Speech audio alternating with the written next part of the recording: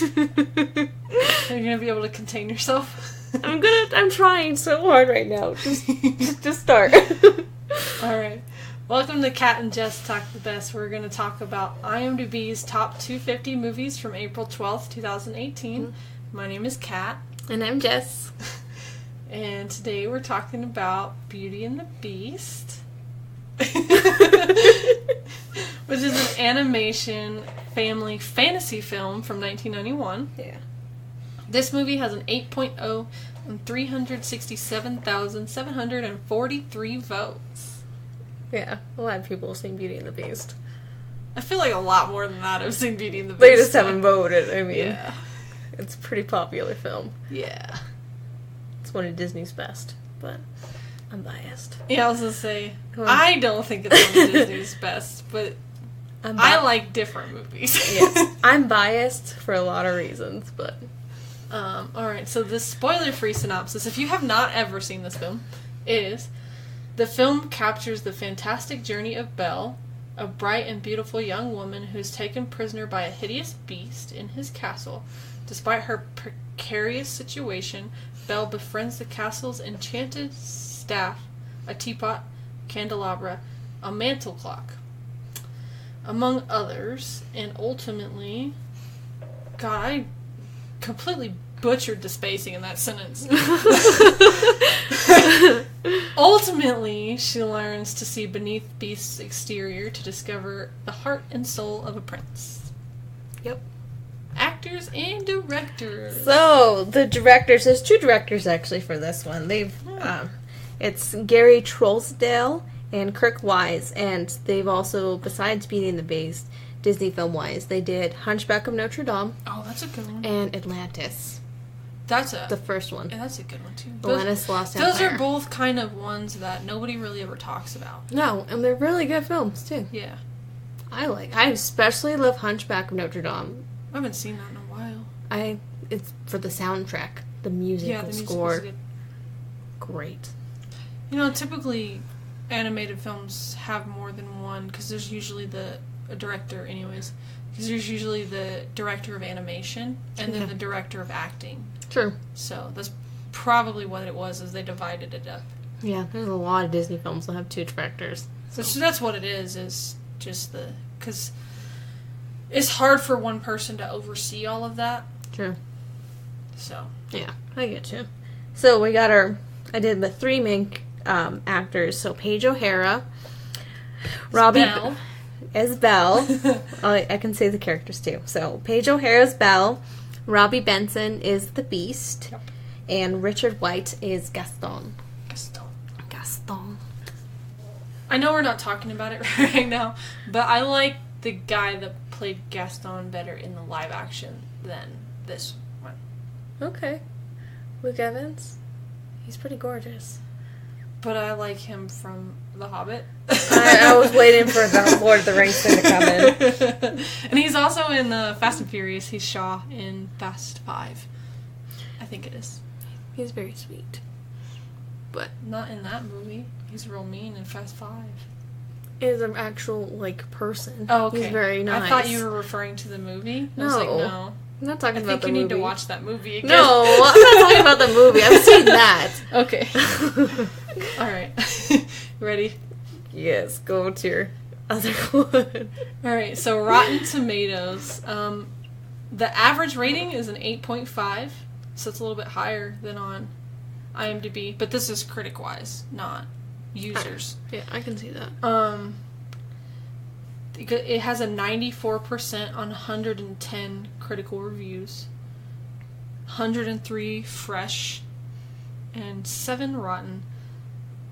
I'm pretty sure Jess is going to go find those 7 rotten people and explain to them why this is not rotten. Why you are wrong and that you need to change that.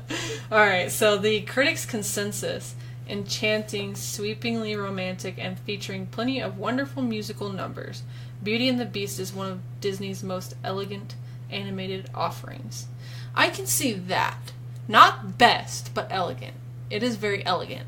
So I'll give it that, but I'm not going to give it best. I'm biased. I am. I'm very biased when it comes to this movie. Yes. Yes, you are. Alright, so the income for this movie. First of all, the budget is an estimated budget. I couldn't find a real budget. It's $25 million, which is quite a bit for 91. Yeah, it's the animation, really. Yeah. So the gross income in the U.S. was $218,967,620. The gross international was $206 million. So together worldwide, it was $424,967,620 is how much it made. It's pretty good. Over its lifetime. In, like, theater. Because I don't think they count DVD sales and all that. Its opening weekend, it had 2 releases. Its limited release opening weekend, it was only released in 2 theaters. Yeah. It made $162,146 between 2 theaters. It's like, that's pretty good. If I was alive at that time, I would have been part of that limited, but that's me. And then its second release, which was the entire U.S., it made $9,624,149. Its all-time domestic rank on the income list was number 156, which is really good. Which is a lot better than our last week, Before Sunset, which was in the thousands. Oh, yeah. Like 3,000 or something. And then its highest all-time rank, it was number 35 on June 23rd, 1992. So, a couple minutes after I was born. Couple minutes. Couple months. Yeah. Oh, I thought you said minutes. So no. I don't remember you being born in June. My birthday's not in June. Anyways. Not that I was there when you were born. I meant to say not that I remember your birthday being in June. That's what I meant to say. Gotcha. It's not. Alright, so this won 24 awards. Once again, I'm not going to read them all because there's so many awards. There's a lot. And a lot of them are Best Animated Feature. Most of them are. Oh, I forgot to write that one down. Oh, no.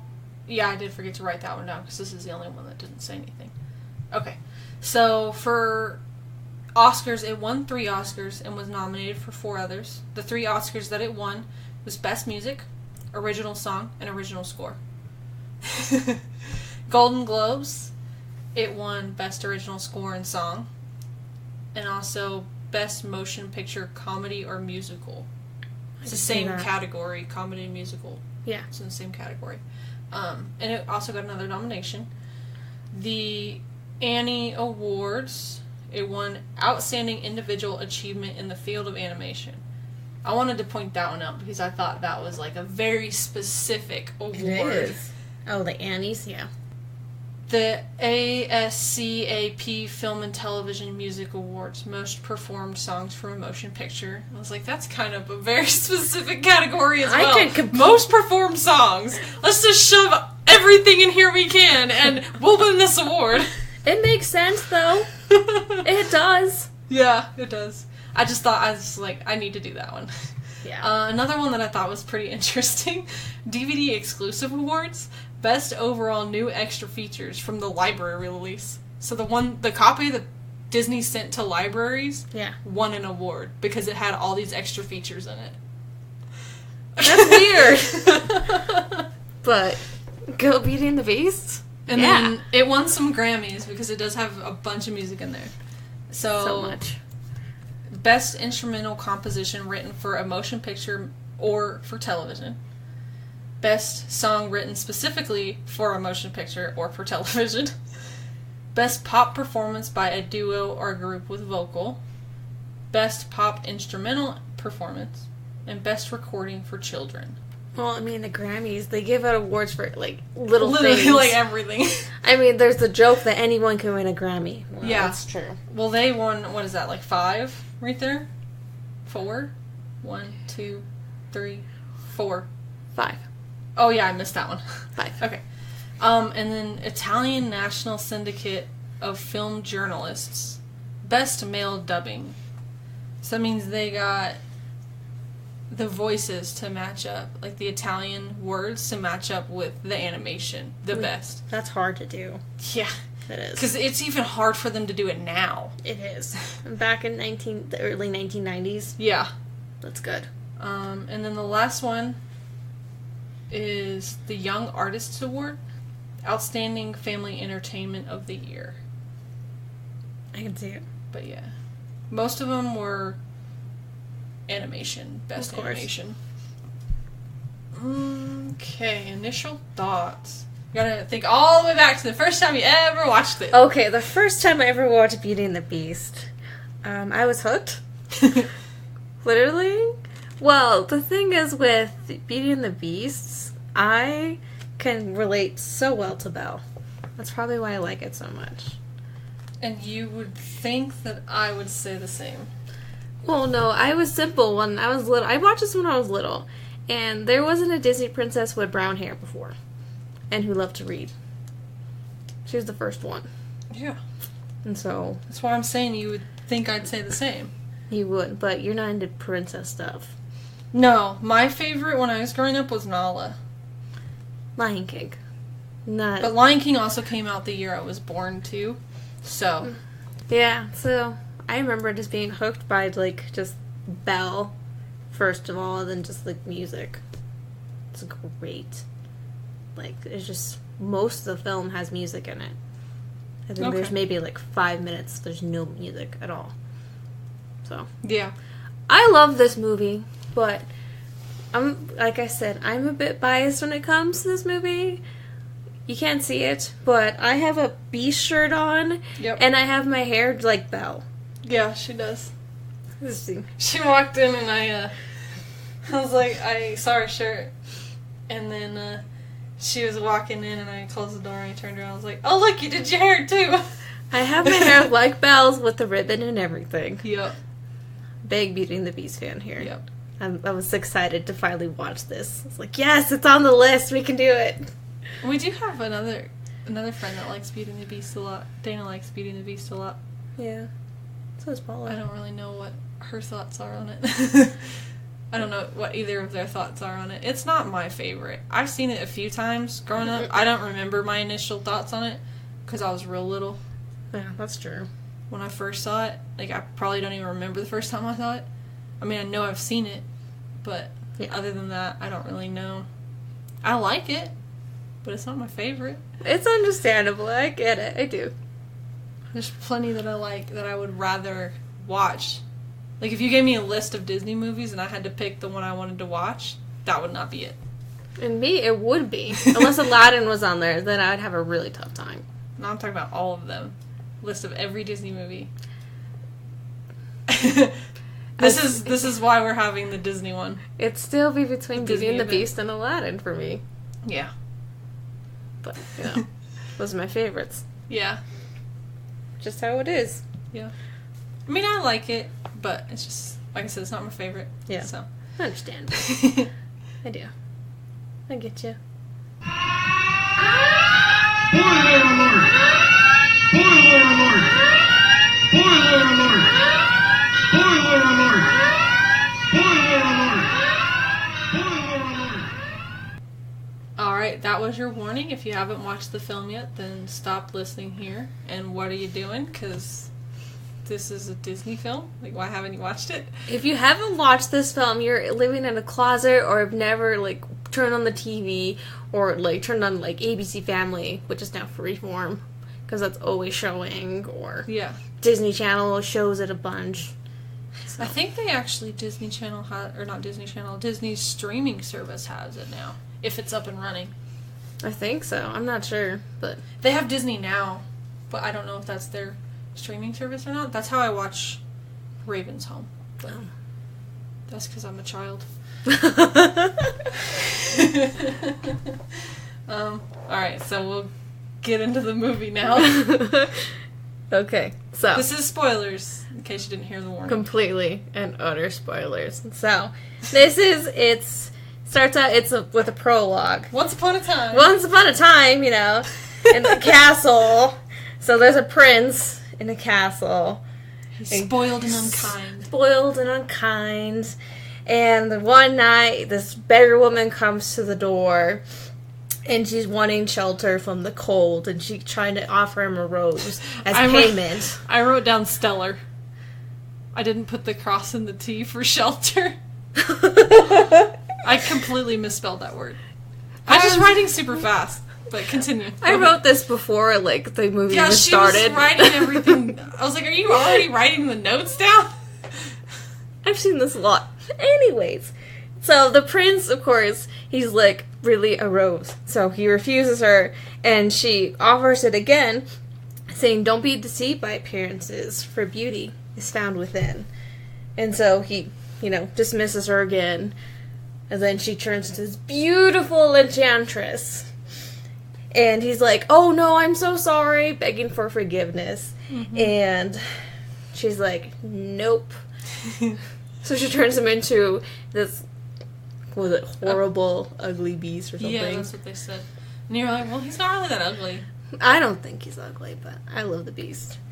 And I mean, I don't think he's ugly, but I can understand for shock. Seeing, like, if I saw that in real life and that was a person, then okay, yes, yeah. Got it. But being that it's an animated movie that we grew up with, no. Agreed. I agree with you. Yeah. So she turns him into a beast and transforms the castle and everybody who lives in it into, like, these enchanted, like, different objects. You don't find that out till later, though. Yeah. And it says that the rose will bloom until his 21st year. I think that's what he said. See, that's the confusing part of this fairy tale, either in the Disney bit or not in the Disney bit, is I don't know if they're meaning Beast's 21st year or the Rose's 21st year. That's what it is. Because you can't, because there's a little trivia there. There's always been confusion about this. They were saying, well, was he young when he got and changed into the beast? Mm-hmm. Or was he, like, already, like, a certain age and he was just stuck that way? But I think it was the Rose's 21st year because nobody else seems to age. No one aged, like, even Chip, when you see later. Yeah. He's a little boy and he doesn't age. Yeah. So I think it is the Rose's 21st year. I think so. We'll stick with that. We'll go with that. And so he has to earn someone's love. Yep. And he has to love in return. And he hides away because he's like, oh my god, who's going to love an ugly beast? Yep. And this is France. This is France. So it's not in French. Yes. It's in English. It is. The next... It's always so confusing because I'm like, most of these Disney princesses, we're not even in that country, and I feel like it should be in that language. I mean, I know they're American movies, but I feel like to better represent where that fairy tale is coming from and what they're trying to do, they should make it in that language. Like Princess and the Frog, they do a wonderful job with that one, having them all have the accents and talk the way that they should because they're in Louisiana. Yes. Whereas this one, I feel like they should be mostly speaking French. Should be. I mean, they do say, like, some French. That's one thing that I kind of, now that I'm older, I don't like about Disney movies. Well, I mean, like, even with Frozen, there's, like, it's supposed to be, what, like... I don't know where Norwegian that one's or something. Because stuck with the fjords. Yeah. And then Brave, I think that one's fine, because don't they speak English in Scotland? And they do... speak it the way that it should be spoken, I think. So you're saying there's inconsistencies with Disney films. Yeah. And you don't notice them when you're little because you're little. But I think now that we're older, that's what bugs me about them. Yeah. And that's why I'm not as particularly interested in these newer ones. Is because they're not representing it the way I think they should be represented. Okay. Well, you're probably going to like the one later in our list then, because Coco does a really good job representing. Is that Mexico? Yes. Okay. They do a really good job with that. It just... I mean, I can understand why it's in English and what they're trying to do, but it just, to me, it seems like it should be in French, because they're based in France. Why are they speaking so much English? I get you. I do. But continue. I'm going to let you take the reins on this one, because... Just your favorite. That's one of the favorites. Go for it. And so he hides away, and he uses the magic mirror, he has this magic mirror that glows, and he can just like see whatever he wants. See whatever he wants to see. And then it goes to credits, really. It says Beauty and the Beast. Yep. And then it goes to... right where I paused it to go get the cookies. We had cookies. Yes, we did. Yummy, good. yummy cookies. They were delicious. It was one of the best parts of watching this. There's cookies. Yeah. There's still some more down there unless Sean took them. I don't think he did. But... No. He might have taken one or two, but I don't think he took them all because there were still 8 cookies down there. Nice. So we meet Belle, and it starts out with her song, which is called Belle. There's a couple things that I noticed in the song. Go.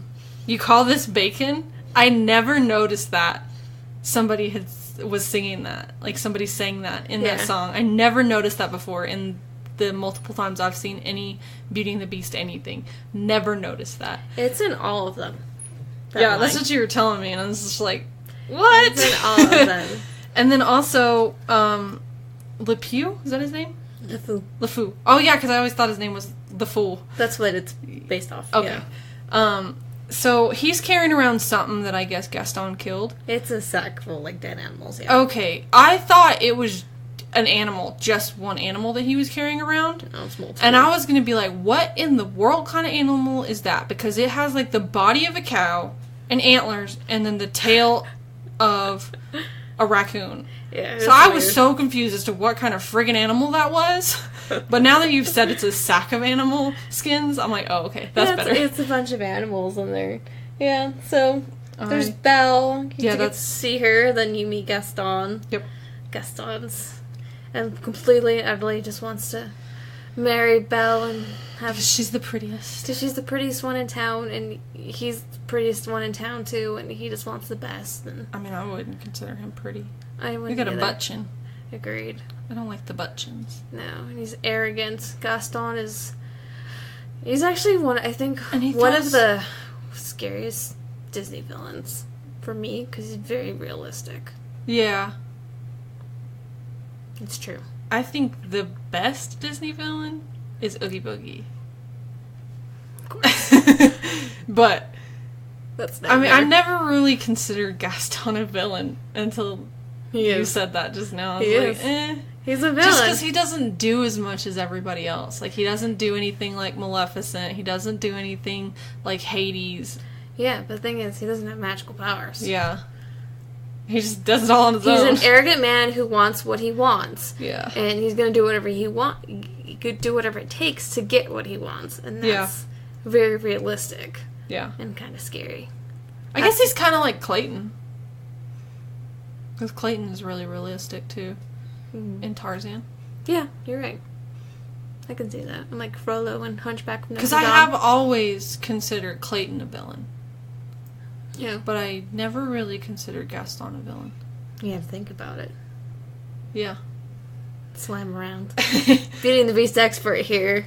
But the one, the most villainous thing to me that he does is throws the book in the mud and then, throws his muddy feet on top of the book. And yeah, that's right to after me, the that's song. very villainous, but that's me, so. Yeah, Gaston stops Belle, and he's like, what are you reading? And she's like, and he looks, he's like, there's no pictures. She's like, well, some people use their imagination. So sassy. I was thinking of that, and it's funny because, Eric, he has never read Harry Potter, and these ones come out with the pictures in it. They're illustrated. He's like, I'll probably read those, and I'm just like, you don't need pictures! That line comes up, doesn't it? It's like, some people use their imagination. And he's, giving her help because she's reading. It's like, a woman reading, what are they going to do next? Start thinking and doing things for themselves. And she's like, oh, you're so, primeval. Primal. Primal. I thought it was primeval. Primeval is, I don't know how to explain primeval. Okay, got that cleared up. We're good now. What were we on? Oh, talking about Gaston dropping the stupid feet on the book. Well, that's when it drops in the mud first. Oh yeah, he does drop it in the mud and then... So then, what was it? This explosion comes from her house because her dad Maurice is working on this invention. She goes and sees him. He's in a barrel. He's in a barrel, being a mess because it's just how he is. It's Maurice. Yeah. And he makes this invention. It's chopping wood or something. Yeah, it's a wood chopper. Yeah, and he's gonna take it to the fair. And he asked her how her day was. Yeah. And she's like, great, I got a new book. I was so excited. That made me think of Kat immediately. Cause I'm like, hey, I was like, hey, Kat. I know how that feels. It's always a good day when you get a new book. That was cute. And she's like, well, I don't really fit in here. And he's like, well, what about Gaston? And she's like, God, no. God. She's like, he's arrogant and rude and, he's just not for me. She pretty much says it that way. Yeah. Well, she kind of sings a little song about it. Yeah. Right And after. Something else that kind of annoyed me, when her dad is riding to the fair. Yes. He's riding the draft horse. You cannot ride a draft horse while they are pulling something. That is impossible. You cannot do that. Because they have so much equipment on them to pull whatever it is they're pulling that you cannot fit a saddle on there. You can barely, especially at his size, because they make him appear a larger person, you have to be jockey size to be able to ride a draft horse. Yeah. When it's pulling something. And also, they didn't show enough equipment on the horse for it to be a draft horse. That's true. For it to be a draft horse pulling something. And then also, it wasn't tall enough. It was big enough, but it wasn't tall enough for a draft horse. Because draft horses are a lot taller than regular horses, because they have to be a lot bigger to hold all that muscle, to pull all that stuff. Yeah. See, Being a horse person, that really bothered me. See, I'm not, so you pointed that out. Good cat. And then also, when the horse is scared and it starts backing up, he is pulling back on the reins, causing it to back up more. Yeah. You need to not do that if you want it to stop. Because he's like, stop! And he's pulling back on the reins. That's not going to stop him. You're just holding the reins back. The only time that when you're trying to stop them, you pull it back until they stop. But if you keep pulling, then they're going to go backwards. Yeah. And he just kept pulling it. You can't do that. And if they are backing up and you want them to stop, you let their head go. Yeah. That really just made me so mad. It's you have to do your research if you're going to have these animals in the movie. Sorry. I just... most people don't know that horse stuff, so... I do. Like me, I don't know that. Yeah. So, I'm like...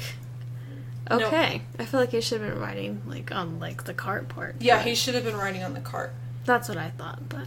He should not have been... Because you would not be able to fit a saddle. And you would not be able to fit anyone bigger than probably a jockey on the back of a draft horse when it has all that equipment on. Mm-hmm.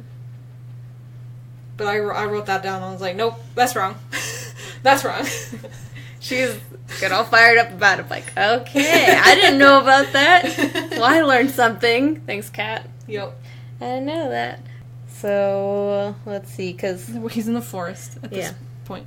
Me griping about the horse. The horse is Philippe. Yep. The French name there. And there's two pathways. Maurice gets lost. Yep. And there's two paths they can take. One's nice and bright lit, and then the other one's dark and scary. Yeah. And he wants to go down the dark, scary one, and Philippe's let's go down this one. Yeah. And so Maurice has to steer the horse towards the dark, scary one. Yeah. Horse is all scared, and there's wolves that come. Yeah. The wolves actually weren't too bad. No. There's a bit on it where the fur is longer up closer to their shoulders. It's a little bit longer, and then it gets super short towards their back. I'm just wolves' fur doesn't do that. She knows about wolves too. I do know about wolves. Wolves are my favorite. Yeah, that's true. You do know that. But that's the only real thing I noticed about. Well, there's a couple other things that I noticed, but not really big things. Later when they're attacking him, one of them jumps on top of the saddle. They would not do that. They would just kill that horse. Yeah. They would not stop. But, I mean, you can't show that in a Disney You can't movie. show that in a cartoon intended for children. No. No, you can't do that. Batman proves that wrong. They do that by showing the silhouette without actually showing it. That's how you get away with it. Yep. But I'm just saying, you can't say that. That's not true. Batman did it. And then Batman came out the same time this did. 2 different things! So? Oy. They're still both violent. This isn't supposed to be violent. Not Then really. why they show the wolves attacking? Oy. She's gonna question everything about this movie. Because she knows it's my favorite. I have to. Also, now I gotta do the story with Lion King. Later on the list. Oh, that's If you gonna be remember. Revenge is That's like sweet. 2 years from now. Oh, I'll remember. Trust me. I will. There's bits and pieces that I'll tear apart in Lion King too, so. Oh, yeah. I'm gonna get it. I'm for it. older now, so I can tear them apart. She's a vieja. Continue. We're not even halfway through. I know, and we're already at 42 minutes. I know. I'm trying to push through. Trying. See, I'm the calm one this time. It used to be the other way around. So, the wolves attack Maurice. He gets away. He finds Beast Castle. Yep. Gets in there. He walks up and into the castle. And he's just, just walks in nonchalant. Yeah. Why not walk into this band castle? I don't know what the deal is with people walking into other people's homes without knocking. But it happens quite a bit in films, which is kind of weird, but okay. Walks in, and then you see on the side there's Cogsworth and Lumiere, the clock, and They're like talking out of the candelabra. side of their mouths. Yeah, try not to be seen. Yeah. And And it's so funny watching it because like their whole mouth moves over to the side. it's over to the side. Yep. They're trying to be quiet to not be seen. Yeah. It's funny. Throughout the whole movie, and I knew this before, but I could never figure out how Lumiere lights himself. Yeah. Like, he lights his head and he lights his little arms, and I'm just like, how do you do that? Like, you don't have a lighter. How do you just light yourself? He does it the entire time. And then there's a lot of similarities between the way that Cogsworth acts and the way that Zazu acts in The Lion King. They're very similar characters. Yeah. I can see that. I can. So, let's see. It goes back to Belle. Well, I mean, we still have... So, Maurice finally notices, Oh, yeah. Joe talking objects and he examines them and everything. He's like, what kind of invention is this? He, starts messing with Cogsworth, and the Cogsworth's like, do you mind?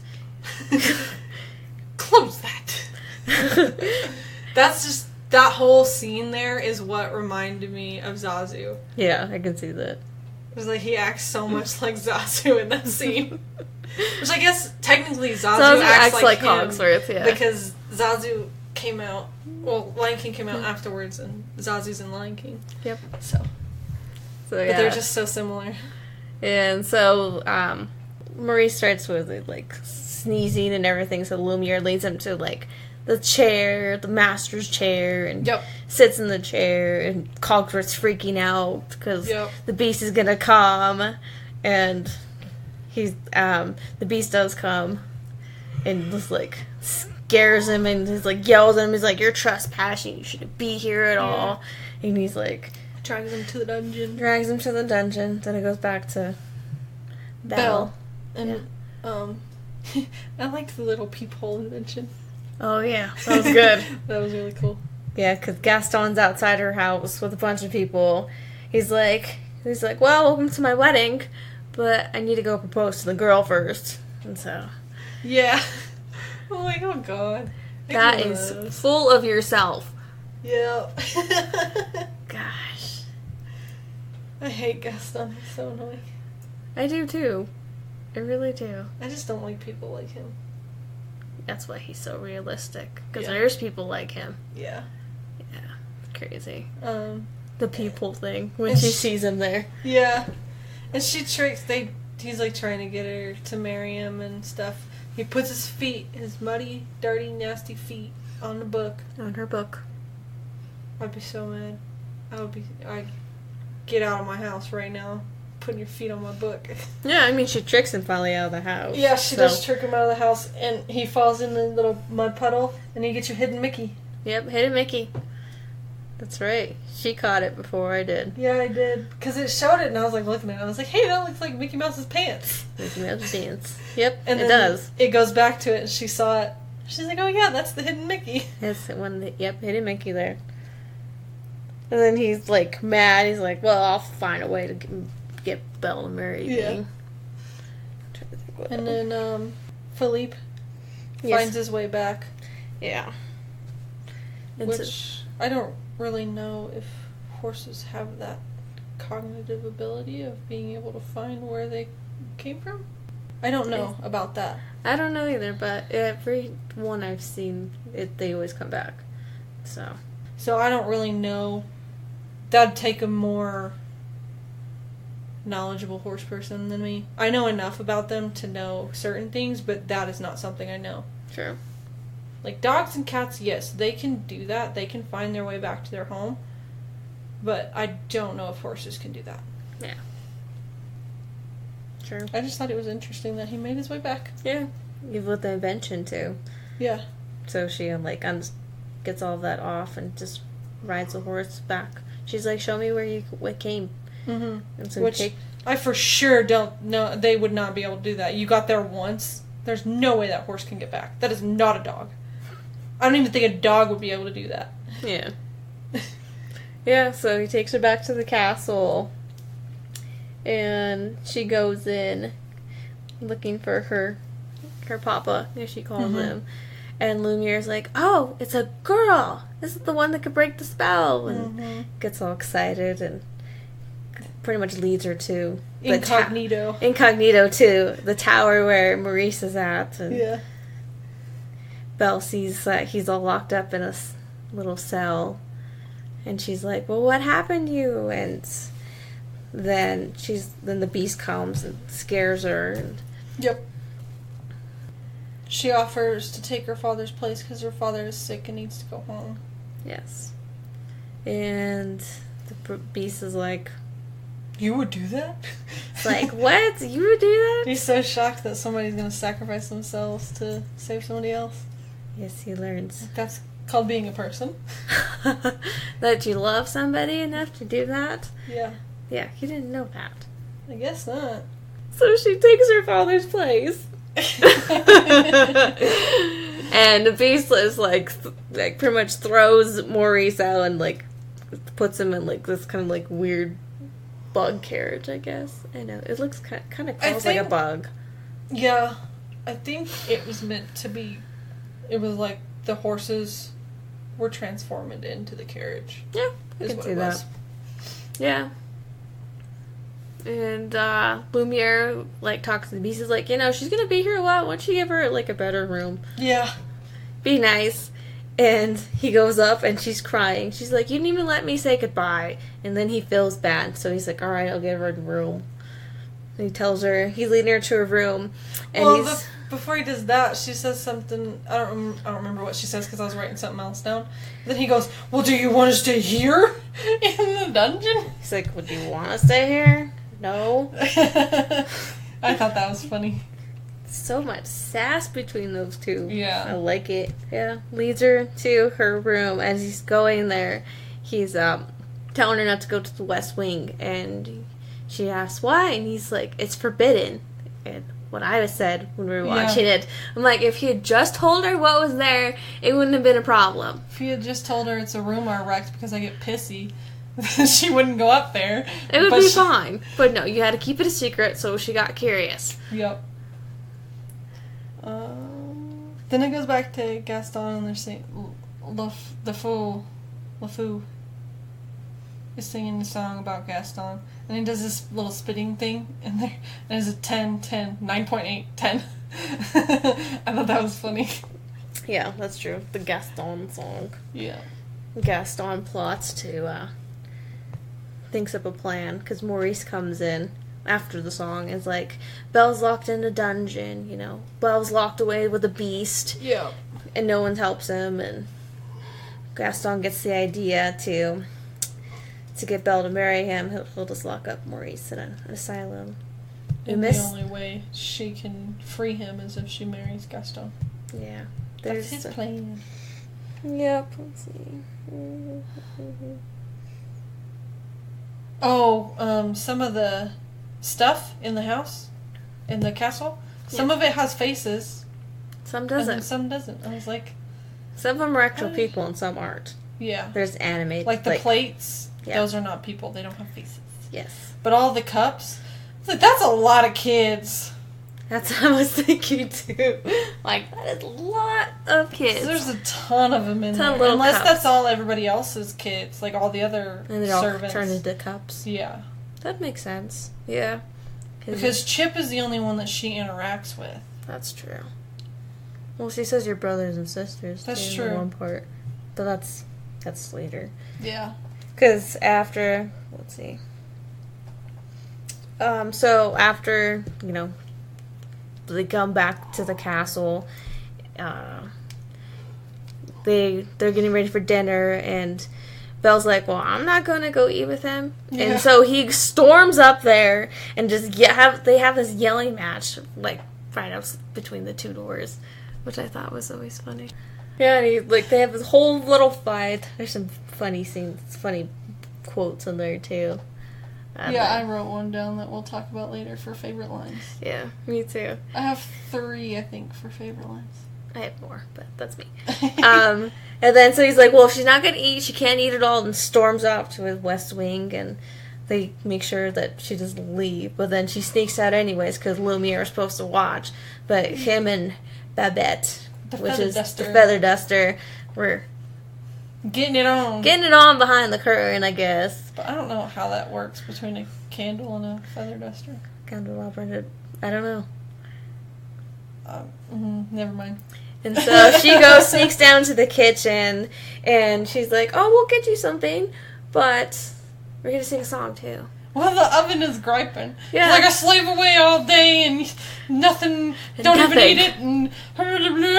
He's just Oven's so pissed. He's like, I slaved all day and nothing.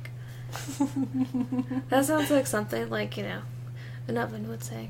Yeah, so we got Be Our Guest is the song. Yeah, that's my favorite one. It's a showstopper, literally. In the musical? Yeah, pretty much. Showstopper. And then Lumiere, Cogsworth take Belle to explore around the castle. And then she finds out where the West Wing is. Because they accidentally let it slip. And she's like... They're trying to stop her from going up the stairs. Yeah. And she keeps walking around them, and they keep... Shoop! They're fast for them little bitty legs that they ain't got. They're quick. Cogsworth's legs are like an inch long, and then Lumiere doesn't even have legs. He just has a stump. It's like a pogo stick. Oh, yeah. And so they try to come. They're like, "Oh, what do you want to see? There's the gardens. There's a library." She's like, "You have a library?" She gets all excited. My reaction, like, "Ooh, let's go there. Let's do that." Yeah, and she starts following them, but then she tricks them and goes up to the West Wing anyways. Yeah, because they are leading her. Yeah, they didn't even know that she was gone. Nope. She goes to the West Wing. My happy butt would just follow them right onto the library and examine the West Wing later. Exactly. But she's curious. That was part of it. She's too curious for her own good. Yeah. Goes to the West Wing, and she sees, it's completely tore up, because that's where he has his pissy fits, like Kat says. Yep. And she sees this portrait, actually. It looks like he had just slashed through it, and it's him in prince form. But then she's trying to see what it looks like. But she notices the rose. The rose. Yep. The glowing pink rose. She goes to look at it. She lifts the glass container off and tries to touch it, and the beast is there, and he freaks out and flips out on her. And she runs away. On Philippe. And is attacked by wolves. And that's when the wolf jumps on the back of the saddle. Yeah, that's what you're saying. They wouldn't do that. They would just go for the legs. Especially with it being a draft horse, they'd go for the legs. Because that's the most dangerous bit of the horse. True. Yeah, I'd go for the legs too. The beast comes and saves her. Yep. So she she helps him get back, and she helps heal him up, and they have another little argument. It goes to the, She's, like, fixing him up. yeah. And not the next bit? She's, like, stitching him, or... Yeah, the she Band-Aid fixes on him all up and thanks him for saving her. And then it goes to Gaston and LeFou meeting the monsieur who runs the asylum. Oh, yeah. And they're talking about, they're like, well, if we lock up Maurice and tell Belle that, well, we won't lock him up if you marry, Gaston and everything. He's like, oh, that's despicable. Yeah. I love it. And he reminds me of, what did I say, Mr. Hyde? Yes. From Dr. Jekyll and Mr. Hyde? Yes. And, of course, he's the same voice actor from Hunchback of Notre Dame. Yeah. Frollo. And then at that same time when they're talking about that, her dad is over there trying to get ready to go rescue her himself. And he's just shoving all kinds of random stuff in his pockets. Yeah, he does. And his different colored shoes. Socks, sorry. Socks. I was like, his shoes are the same. His socks are two different patterns. One's solid color, one's stripes. I do that. That's just to show he's different. Then it goes to, Beast is like, he's like, I never felt this way about anybody before. And so he's asking Cogsworth and Lemire what he should do. Yeah. And so, do you have that line? Yeah, I have it written down. Cogsworth goes, well, you can get some flowers or chocolates or make promises you don't intend to keep. Yeah. I love that line. I think he completely ad-libbed it, too. I don't know. That'd be funny if he did. And Lumire's like, no. I got a better idea. So the Beast shows Belle his huge library. And I like what you said. Yes. Give a girl a library and she'll fall in love with you. Well, it's true. I mean, I tell this to my boyfriend all the time, like, babe, library, big library. That's all I want. Yeah. Give a girl a library. Yep. She'll fall in love with you. I mean, there was not really any stopping me. We go into Barnes & Noble and I buy some, so... Every time. Almost every time. Almost every time. Almost every time. So yeah, they get closer and everything. There's that song, Something There. Oh yeah, and he's trying to feed the birds. Trying to feed the birds. He's trying to be all gentle and everything. And he ends up with all these birds on him. I thought it was funny when they were first starting and he was holding it. And they kind of started to come towards him, but then they flew backwards. Yeah. And so he takes like 4 giant steps forward and scares him again. He's like trying to be gentle and scares him, and Belle's just laughing at him. Then they get a snowball fight. He gets this huge snowball. She gets a little one, throws it at him, and this huge snowball falls on him. Yeah, because he was about to throw it, but he didn't throw it in time. Yeah. They get closer. And then they do their, they have their dance. Oh, yeah, the Beauty and the Beast dance. The Beauty and the Beast, and the Beauty and the Beast song. The beautiful yellow dress, which is gorgeous. I don't even like yellow that much, and I think it's a beautiful dress. I don't like dresses. I know. So, they have their little dance and everything, and Beast talks with Belle. He's like, are you happy here? And she's like, kind of. She like, didn't say kind of. She said yes, but then looks away all sad, so that's a kind of. That's a kind of. And she's like, I miss my dad. I don't know how he is. I want to see him again. And he's like, well, I'll show you. And he takes her up to the West Wing. Yeah. And shows her the magic mirror. And he's like, just say what you want to see. And she has to see her dad. And it shows that he's trying to find her, and he's sick and laying in the snow. Oh, I thought he was laying in the dirt. There's dirt. But I guess it was snowy at that point, so... Yeah, one of those things. It was the snowy dirt. There we go. Snowy dirt. Snurt. Snurt. Snurt. I feel like that might actually be a word. It's actually a word in another movie on our list. Oh, really? Way farther up, Mary and Max. Oh, okay. It's a word in that one. Okay. He makes it up. It's snow and dirt. Oh, okay. Snurt. And then it goes back to... They're back in the town after she rescues her dad. Yeah, after Beast lets her go and she rescues her dad, and they're back at their little house. And then all the villagers are at their house outside. One of the villagers is wearing a pan on his head. Did you notice that? No. Yeah, he's wearing a pan on his head. I was like, what is this guy doing? He couldn't find a real hat, so he just got a kitchen pan and put it on his Got head. a pan. Called it good. I mean, I don't have that problem, because I have a ton of hats, but I mean, I guess it could be a problem for some people. He doesn't have a hat, there's a pan. Covers your head. New fashion statement. I don't know. I guess so. It's not really new. It's almost 30 years old now. Oh God, is it? Yeah, 3 Well, years. That's a year older than me. So I was 27. Yeah, so. Gross.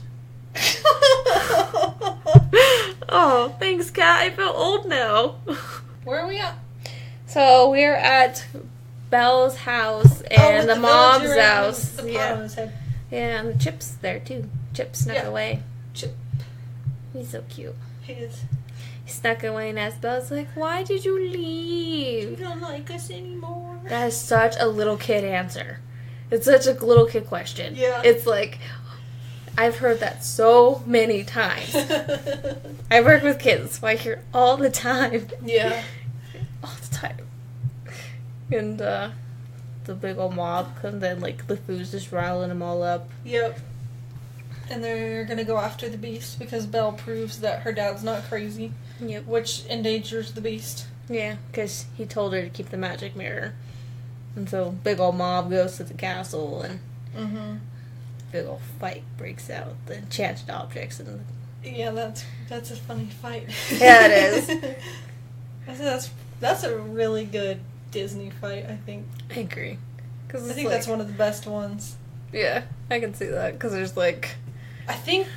Oh no, that's DreamWorks. So yeah, I think that's the best one. I was gonna say the only one that I like better is the one where all the fairy tale creatures in Shrek attack, but that's DreamWorks. That is DreamWorks, yeah. DreamWorks was, one of the guys started DreamWorks was from Disney, but Yeah. we'll not get into that. That's a whole other thing to go into. Yeah, big ol' castle. Yep. And Gaston goes and finds the beast and everything. And And attacks him. attacks And him. all this while they're attacking, Chip uses the firewood cutting Yeah. invention to let everybody out, or let Belle and her dad out of the cellar. Yeah. And then they go. He goes, "You should try that! That was fun!" Such a little kid. He's cute. Chip is great. He's my favorite. He's a cute character. He really is. And goes, Gaston and Belle shows up, and Gaston and Beast are fighting. And, Yep. And Belle's like, Gaston, no! And the Beast was like giving up pretty much. And then he hears Belle, and so he starts fighting back. And Yeah. And then they're fighting, and they're fighting. the Beast overtakes Gaston and has him by his neck. Yeah, he's about to kill him, and then he's like, Gaston's begging for his life. And the Beast actually spares him. He tells him, get out. Yeah. And then he's climbing up to Belle. And Gaston just stabs him. Stabs him and just falls back. Yeah. And falls. And Belle catches Beast by his collar. Yeah. And pulls him over, and he's lying there dying and everything. Except if that's more like, medieval capes, how they come together and then there's like a clasp. Yeah. If you grab from there, I feel like that might fall apart. That's true. Maybe she got part of his shirt too. Maybe that's what it was. He tells her, at least I got to see you one last time. Yeah. And he, passes out, trying to die. And the flowers almost, the last petal's just hanging on there. And she tells him, what was it? That she loves him. Yeah. No, please, don't leave me. I love you. Yep. Petal falls, and then, spell broken. Yeah. Well, it makes it seem like this split second before you see, it's not only a split second, it's like 2 or 3 seconds before all the colorful raindrops fall. Mm-hmm. It makes it seem like it was too late. Yeah, it does. It was too late almost that, he just dead and a beast. Because it shows Miss Potts, Lemire, and Cogsworth all sad because, not only because he's dead, but also because they're stuck. They're stuck as objects. As inanimate objects. Yeah, that's true. You're right. At least seems like it's sad and just hopeless. Then all of a sudden, the colorful raindrops you're saying, come down and he gets picked up and transformed in the air into the prince. Yeah. Which his face reminds me of Hercules. Yeah, the facial features. If you take that hair and cut it a little bit shorter like Hercules, he would look. It's like Hercules, pretty much. I think that's where they got it. Probably. I can see that. Hercules came after that, so. In 97. Yeah. So I think they took Hercules' face from that. I just cut his hair. Cut his hair, made it a little shorter, and called it good. Yeah. The prince, and she's like, has to look him in the eyes to figure out, hey, it is the beast. So. Except for she just saw him change. I know, but, she still doesn't believe it, because, the beast changed into a man all of a sudden. She's like, oh, what? Yeah. That wasn't a smart moment for her. No. And she's usually pretty smart. Yeah. That was a dumb moment for her. That was a pretty dumb Belle moment. That was. Which is not... A dumbbell? Oh, yes! A dumbbell. I didn't realize that. Yes. Oh, that's a good one. That's great. Oh, we're getting so tired. Oh, and so she realizes it's him, and so they kiss, and then everything just changes back into what it was before. Okay, one thing that I have a problem with Beast and the Hulk, how do their damn pants still fit them? Disney and movie magic? I don't know. That's just one thing that has always bothered me. When something goes from being that big to that small, as small as a person, and their pants still fit, but their shirt doesn't. Stretchy. I don't know. I mean, I can understand stretchy pants, but they can only stretch so far before they're completely not stretchable to where they'll retract back to where they were originally at. So you're saying you should have no pants on? No, he should be naked. Completely naked. Yes! That would have made more sense, but remember, this is movies. Gotta cover up a little bit. I mean, Belle probably would have enjoyed it. So she would have been she might have been a little disappointed. Because the beast went from beast to prince. Yeah. You were saying something about she would have been disappointed. And I was saying that's why they used the beast at Disney parks. Yeah. That's where it didn't code. Yeah. That's everyone recognizes the beast. Well, the prince is only in it not even 5 minutes. He's not. It's the very end. Yeah, and so everyone changes back to where they were before, and, happily ever after, beast. I mean, Belle has her prince or whatever. Yeah. Then happy end song. Call it good. Happy end song. Happy end song. That's gonna be the name of it. It's a happy end song. It's a reprise of Beauty and the Beast. Okay, there we go. I like happy end song better. All right. We'll call it that. Happy end song. I'm tired. Let's move on. Okay. So you want to go on with the happy end song and talk about the music? I would love to talk about the music. Alright, so the music for Beauty and the Beast. So who wrote the music, not the lyrics, the music, is Alan Menken. So he's known for, of course, Beauty and the Beast, Aladdin, Hunchback of Notre Dame, Pocahontas. I think he did Hercules, too. He might have. He's done a lot of very Disney similar. films. Yes, and it says... Oh, I didn't know that. Currently working on Holmes and Watson. I think that might be a Sherlock Holmes movie. That's what it seems like. Because Sherlock Holmes and then whatever his name is, his last name is Watson. Yeah. Because Sherlock Holmes calls him Watson. But I don't know if that's the Johnny Depp one. Or no, not Johnny Depp. Robert Downey Jr. I'm not sure. Because they did those two with Robert Downey Jr. and he is coming back because he's pretty much done playing Iron Man. Yeah, pretty much. But with Alan Menken, Alan to Menken me, is that says more animated. Maybe. So. He has done a lot of animated films. Yeah. But he did do Yes. Little Shop of Horrors. His first credited work was Little Shop of Horrors. Which is a musical.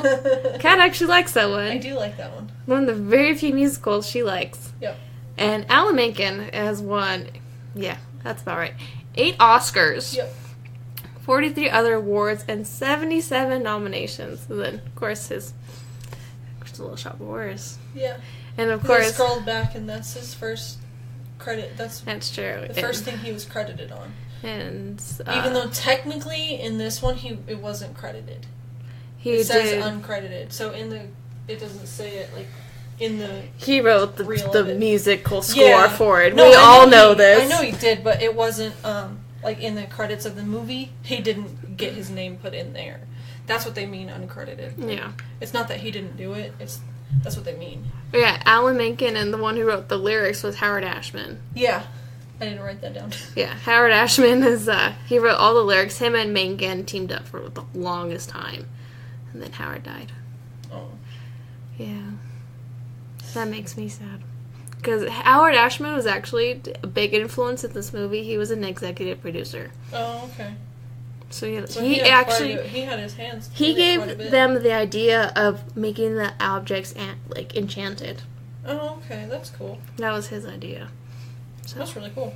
I didn't know that. A little extra trivia there. Extra trivia. Extra trivia. You got all the trivia. I had to limit myself on this one. I did. I kept it to only 6. I don't have any, so.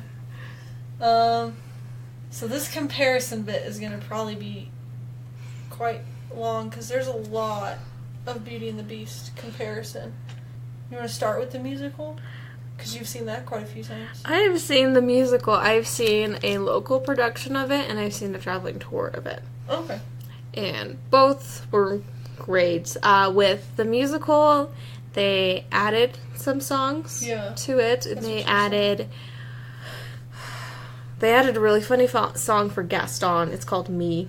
And it's when he's asking Belle to marry him. Oh, God. It's a hilarious song. It's like one of my favorite additions to the musical from the movie, is they added that. I'm trying to think what else. It's mostly pretty much the story. They added some...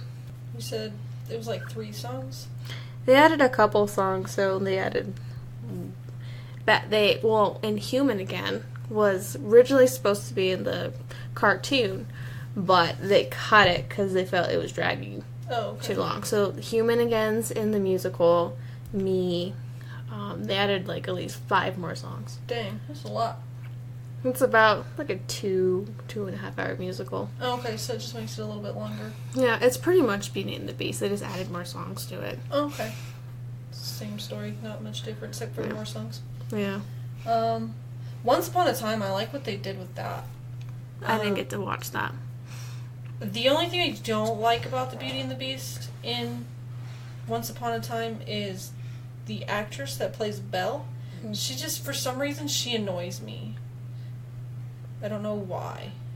But they made the Beast Rumpelstiltskin. Yeah. It's actually really cool. I really like it. That's honestly pretty much it. They don't really give much background. It's mostly he's got her captured because she sacrifices herself for her dad. Yeah. And she becomes his maid type thing. He doesn't have all the enchanted bits and pieces and stuff. Chip comes about though. Oh. Because she drops a cup and it breaks and it has the little chip in it. And other than that, he just starts falling for her. And the way they do Rumpelstiltskin is he's got gold skin, gold glittery skin. Yeah. And as he's falling for her, his skin is changing back to normal. Oh.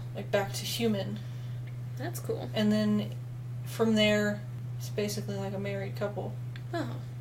Okay. They have their fights and not fights and, just that bit. Know about fights. Yeah. Beastly, that's that Vanessa Hudgens movie. The one that I refused to watch because I said it looks terrible. Is pretty bad. It's pretty much the same thing, except for this guy. They're in high school, and he's a spoiled rotten high school student, and witch curses him because she tries to get him to do something for her, and he won't do it. Instead of her being the captive, she has to tutor him or something like that. I don't remember. It's been a while since I've seen it. But it's not very good. Yeah, it doesn't sound like it, so I didn't even try to watch it. Yeah, it's pretty bad. I don't like it. There's a Beauty and the Beast TV show. It is on Netflix. It's 4 seasons. Yeah. I watched the first season, and the first season was decent. So, this girl, her mom gets killed when she's younger, and she's there. And the Beast comes and saves her from being killed. And really what it is this genetically modified guy. He was an experiment in the army. Kind of like a Captain America experiment. Oh, that. Okay. That's the best way I can put it. And he's not really even ugly. He's just got, like, a scar on his face. It's just the fact that there are times when he gets too angry, his fangs get a little bit bigger, and then his eyes change color. And that's when he's the Beast. And she's a cop. And, yeah, it's kind of dumb. I got through the first season, and then I watched the first episode of the second season, and I was like, nope, I'm done. That just sounds awful. So it's one of the only shows that I stopped watching. Yeah. So I've only stopped watching a few. Yeah. And then Kingdom Hearts, the video game, they kind of do it a little bit in the first one, not really too much. So there's not really a lot to do it. Because she is one of the main 7 princesses. Yeah. And then they bring her more into the second one. And because all the princesses get taken, she's been taken, and so you have to go there and you get Beast on your team, and you go through the castle and you can fight with Beast. You fight all the Heartless with Beast. Oh. Because normally it's you, which is Sora. Yeah. And then Donald and Goofy. But you can switch out Donald or Goofy for one of the people in each different world. Cool. So like in Tarzan's world, you can get Tarzan. In Halloween Town, you can get Jack. Nice. So. Then we have the live action one. Oh yeah, the live action. We have the live action one, which came out last March in 2017. Yeah, we went and saw that with a whole group of us. Whole group we went to the most emotional person in the world, Paula. I love her, but I just couldn't. We picked the most emotional person sitting next to the one of the most the least emotional person, and watching Beauty and the Beast. It's just a bad combination. She would not shut up the whole movie. She was either crying or about to cry, and I'm just like, you've seen this. It's the same thing. Just shut up.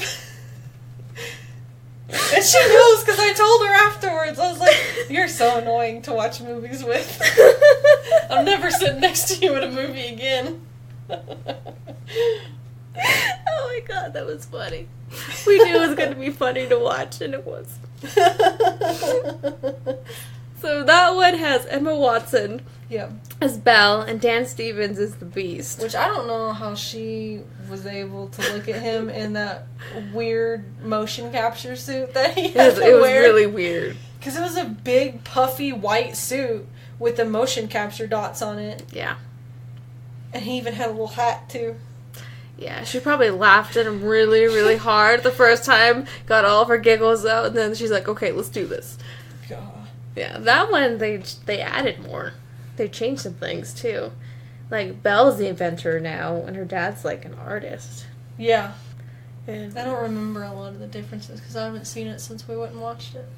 I watch it. Yeah, it's on Netflix, too. Yeah, I did see it was on Netflix. It's on Netflix. I was thinking about watching it the other day, but then Sean wanted to watch Flash, so. I think Flash one. Yeah, Flash one. Yeah. They added, let's see, 3 songs for the new one. I don't know.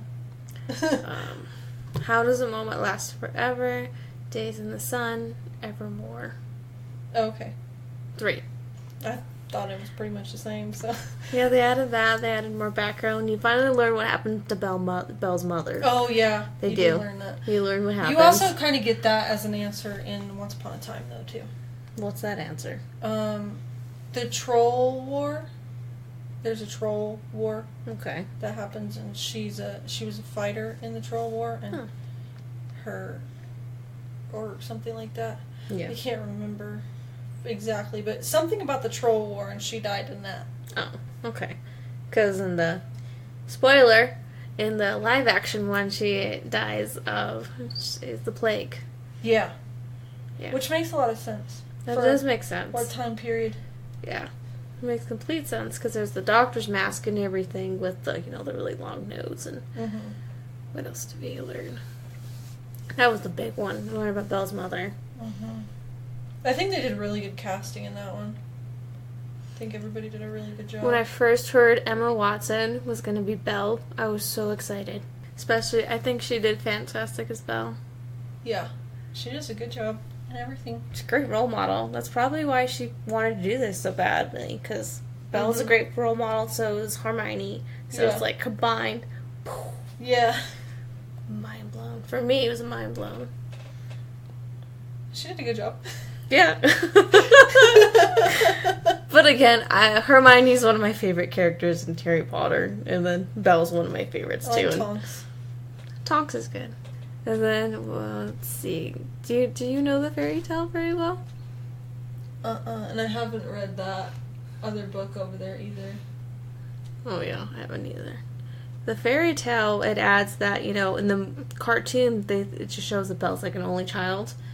But in this fairy tale, she's got sisters. Huh. And she asked her dad to get a rose for her. And they added that in the live action film. Oh, okay. She asked for a rose. So Belle has sisters. Her dad has to, with the rose and everything. And so he's like, well, do exchange, send Belle here. So she goes and stays with them, and Beast falls in love with her and everything. Okay. Yeah, similar. Yeah. It's a little darker though. Well, yeah, Disney brightens them all up. Oh yeah. I think the only one that they couldn't really brighten up is Princess and the Frog, just because it's got all the voodoo in it. But I don't the original know. Frog Prince. Yeah, I think the Frog Prince is a lot brighter than Princess and the Frog. Yeah, that's got darker actually. Because there's so much voodoo. Oh yeah. In Princess and the Frog. Yeah. Because New Orleans. Yeah. Yeah, I agree. So, you want me to do trivia? Go for it. I don't have it. So, I had to contain myself. To two note cards. To two. Two! And it's so hard because I know so much about this film because I love it so much. So, I mentioned Howard Ashman earlier. And so, all the songs for this movie were his last completed works. He died 8 months before the movie came out. Oh, you didn't even get to see it. He didn't get to see it, and the film is actually dedicated to his memory. And there's another part. So, Beauty and the Beast, the actual song, won the Best Original Song Oscar. And so his longtime partner accepted his Oscar for him. Yeah. Okay. Yeah. And let's see. So Disney's been trying to make this film since the 1930s. Dang. And only after Little Mermaid became so successful that they're like, okay, let's do Beauty and the Beast. Yeah. Because Disney had been trying to make it for, since the 30s. Since Snow White? Yeah. Because Snow White was their first one. First animated, full-length animated. And this one, speaking of that, this is Disney's 30th. 30th full-length animated? Full-length animated. And this one, speaking of winners, it's the only animated feature, like full-length feature film to be nominated for Best Picture and just Best Picture. Because there was no Best Animated Feature category before this film. And so it was because of Beauty and the Beast that category was created. Okay. So, animated films wouldn't have to compete with like dramas and comedies Well, like it's that. hard. Like, a lot of people don't like animated, so I can understand why they decided to make a category for it. You know what beat up Beauty and the Beast? What were For you the gonna say? Sorry. What, you know what beat up... I can't talk! What beat out Beauty and the Beast? That's a tongue twister. Yeah, it is. Was Silence of the Lambs. Oh, That one. That's a good movie, though. It is. I love that movie. Isn't it on the list? It is on the list. It's like, what? Up It's in the higher hundreds. up. Yeah. That's a really good one. And so they're like, okay, let's create this different category. So I think, and then the next one that did both actually, I think was Up. They did both Up's a Best good one. Picture and Best Animated Picture. Okay. And so, what else? I got only two more. Two more. Okay, I had to limit myself. So the Beast is a combination of like 6, Oh, yeah. 7 I was animals. trying to remember what animals it was. So it's the mane of a lion, Mm-hmm. the beard and head of a buffalo, Okay. the brow of a gorilla, the eyes of a human, of course, Yeah. and then the tusks of a wild boar, and the body of like, kind of like a boar also. Okay. And then the legs and tail of a wolf. Okay. Does that make sense? Yeah. Kind of makes a weird 'Cause I hybrid. I knew that they had picked quite a few animals. I just couldn't remember what they were. There's a lot. Yeah. I know they mixed the phrase, like, growls is like a mix of, like, different animals, too. And then, last one for me, limited. So, this one, Disney, with their animation, they reuse a lot of it. Mm-hmm. And so this one, the dance sequence, at the very end of the film, when Belle and the prince are dancing, Uh-huh. as it's zooming out, that's the same animation from Sleeping Beauty. When Princess Aurora and Prince Philip are dancing. Okay. Same thing. You can see it too, actually. You can almost see they just kind of changed his and added like a ponytail to Prince Yeah. Philip. Pretty much. So it's like the same animation. It They just probably looks- drew over it. It probably looks a lot better in the one we watched because it is the 25th anniversary one and it's remastered. So. It is. Ours looks a lot better than the original. Yeah. I would like to add one more. That's not on my thing. Go for It's it. about the music and Angela Lansbury. Who? So, Angela Lansbury is Mrs. Potts. Oh. And yeah, you were saying that. Angela Lansbury, she's a big Broadway star. A lot of these are actually Broadway stars in this, the voice actors are. And she was not sure that she should sing the song Beauty and the Beast. She thought it'd be someone better. So they asked her to sing just one time. Sing it. That was the one that went in the film. Yeah. That's it. Yeah, She you did were- one you were saying take. that. One take, folks. That's how good she is. Alright, so Beauty and the Beast has only been on the list 2 previous times. In 2012, it was number 227. And in 2014, it was number 242. And as of our list, it was number 245. Yeah. Previously, number 245 was Three Colors Red in Which is- 2010, which is the next episode. Next one. And then 2012, Bringing Up Baby from 1938. Have you seen that? I recognize the title. I I do don't know if too. I've seen it. I don't think I've seen it.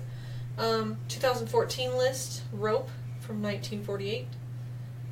The 2016 list, The Battle of Algiers from 1966. And then as of today when we're recording, Paris, Texas from 1994. That's coming up on our list, Yeah, I think it's after 12 Monkeys. It's after Infernal Affairs. Favorite line? Do I have to pick just one? I mean, I got mine. Well, do yours first, and I'll try to pick one. I got a new book. No, I have a couple others, but that was my favorite. That's your favorite? Yeah. I have another one. Please attempt to be a gentleman. But she's being so difficult. Yeah. I love that one. That's on And there. then the flowers, chocolate, promises you don't intend to keep. those are my 3 favorites. One of those is the attempt to be a gentleman. I would have to say, I got 2 more that are not those. One is Belle. She's yelling at Gaston. She says, he's not the monster, you are. She's not the monster, Gaston, you are. Oh, yeah. I remember that. And then this is between Mrs. Potts and Chip. She's trying to tell him to go to bed. And he's like, but I'm not sleepy. As he's falling asleep. She's like, yes, you are. He's like, no, I'm not. And he's falling asleep. I've said that so many times before. Like, I'm not sleepy. As I'm falling asleep. So what do you think? I got a new book. I got a new book.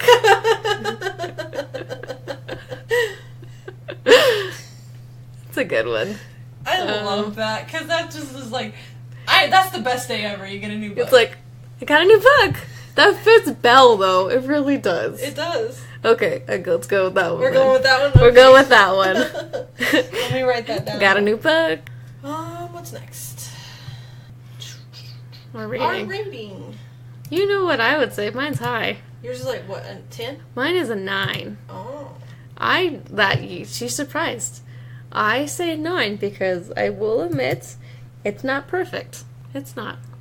But it's really a good movie. It's a nice role model movie. Yeah.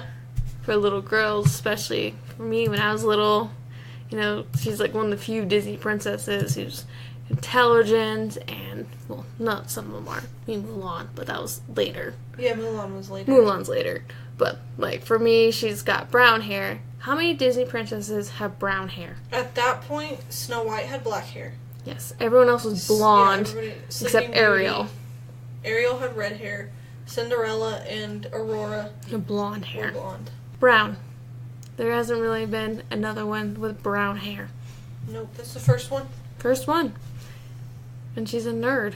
And it made you feel better about yourself. Yeah. Still makes me feel good about myself. I'm like, hey, you can be really smart and really beautiful at the same time. Yep. That's what I liked. So mine's a 9.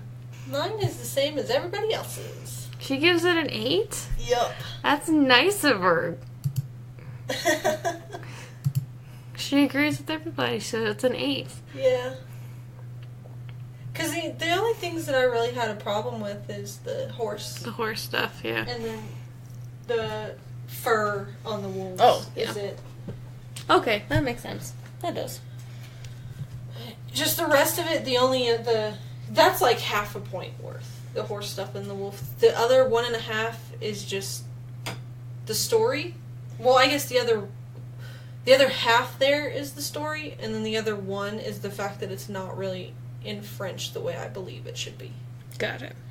But yeah, that's really... Okay, I get it. Just a full point for that, and then the half point for the horse and wolves, and then the other half for the story, because I'm not big on that story. Yeah. Just too much loviness. Halfway through, yeah. Yeah. See? Half a point. There you go. Halfway through, half a point. Okay. Alright, I get it. I do. I can agree with that. Okay. This is such a long episode.